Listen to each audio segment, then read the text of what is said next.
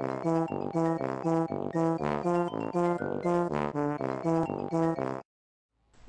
how the bloody hell are you? It is Cracker Fruity. I'm back playing some more Battlefield 3, but as the name in the video suggests, what I actually want to talk about today is free-to-play games. So the reason I want to talk about this is because I've been hearing and seeing a lot of things lately which kind of concern me and make me wonder if people really understand how the free-to-play model works. So obviously the first thing to understand is that games cost money to make.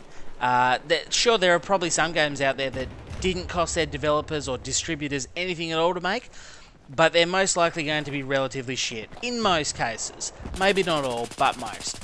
So, bearing this in mind that they cost money, traditionally the way that publishers have made their money back and development teams have made their money back is that they print their game to a disc, ship it around the world, and you're able to go down to your local retailer and give them $60, $80, whatever it is that you're paying for the game. That's how everyone makes their money, everyone's happy. So obviously this became a little bit easier with the introduction of digital downloads, where you're able to download games online or through services like Steam. Although strangely it does seem like they're able to charge pretty much the same amount of money for the digital downloads as the actual shipped CD. Don't know how that works, but anyway, that's a whole nother topic for a different day. But that's how the business model of creating games has always sort of worked. Then came along this free-to-play concept whereby you can actually go to the website, download a digital copy, and it costs you absolutely nothing. Completely free. However, within these free-to-play games that cost you nothing, there are microtransactions. And it's these microtransactions that have been causing such a stir and that have, I guess, made me want to have this commentary.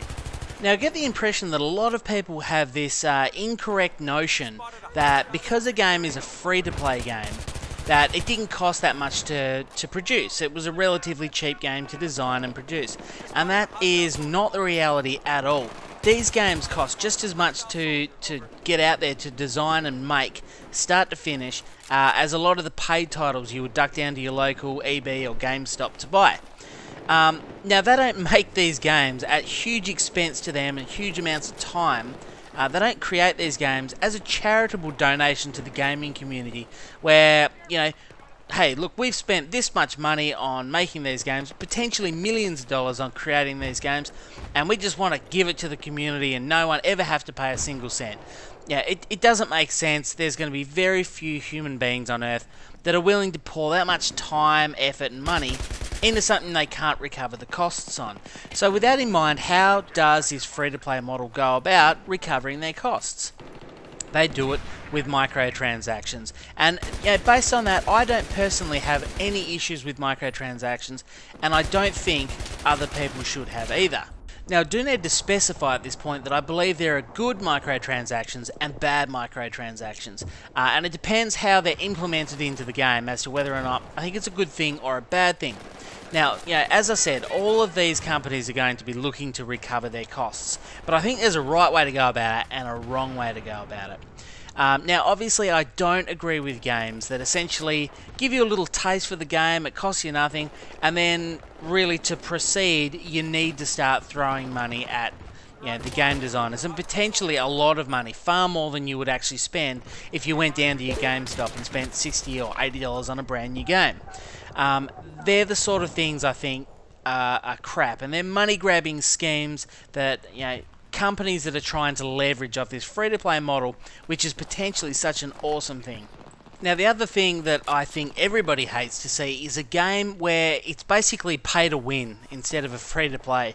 There are a lot of games out there where everyone can end up on the same level, whether you spend money or not. However, the people who don't spend money have to pour in unreasonable amounts of hours. Like, we're not talking 70, 80, 90 hours here. We're talking a couple of 100 hours to get to the same point as your friend at school whose parents earn more money than yours. And they're able to go home, download the game, spend $50, and they are so much further ahead of you. Or, you're just not competitive because you're playing up against all these people that can afford better weapons or whatever the hell the game is about. They can afford more things because they're paying real cash for it. Now, I don't agree with those either, because I think they're putting too much emphasis on people who want to spend money. And again, it's a bit of a money-grabbing scheme that I don't appreciate. Now, having said all of that, I think microtransactions that allow you to buy more things that you can't get for free, as long as they're balanced within the game. You know, it depends what sort of game you're talking about here. But it might be skins, it might be weapons, it might be new planes, you know, whatever the case may be. I don't see any problem with that. Even if, you know, if you can't afford to pay for the microtransactions, you're only playing it because it's free, and you really want this thing that the other person has, but you can't afford it, as long as it's not OP, it's not overpowered, and just, you know, you can't compete with it with your free weapons or free whatever, then I think that's absolutely fine. And I think that they should entice people to buy that. Or skins. You know, skins don't make any difference to anybody, but they're a cool thing to have. So it's another great way to spend money. But people seem to get so upset, so aggravated that, you know, I want what the other guys got, they had to pay $3, $4 for it, and I don't want to spend my money, and I think it's bullshit that they get that skin or gun or plane or whatever. And I don't get opportunity to do that. I think, you know, you need to suck it up. If you're thinking about it, you know, let's take, for example, Diablo 3 and Path of Exile. Now, I don't know how many of you have played either, but I think Path of Exile is actually a really fantastic game. Potentially, I even prefer that over Diablo 3. The difference is I paid $80 for Diablo 3, paid nothing for Path of Exile. So, if you think about it, if you bought a free-to-play game and still dropped, you know, we're talking about Australian dollars here, so that's my scale, $80 for a new game. If you drop $40 or $50 into this free-to-play game, then you're still coming out miles ahead of this purchase game, and yet the developers are recovering some of their costs. The producers, the publishing companies are recovering some of their costs. And I think if you enjoy a game, then you should be happy to spend some, even if it's just skins. You know, something like League of Legends. You don't have to buy anything if you don't want to. However, you might want to customize your champion with skins, and yeah, I think throw money at them. If you like the game, then support the game. If you want to see sequels or patches or updates, then you need to throw some money at these guys. They're not going to do it as a charity job. So I think that's a good... Obviously you can buy champions in League of Legends, but you can just keep playing through, build up the points and buy them as well.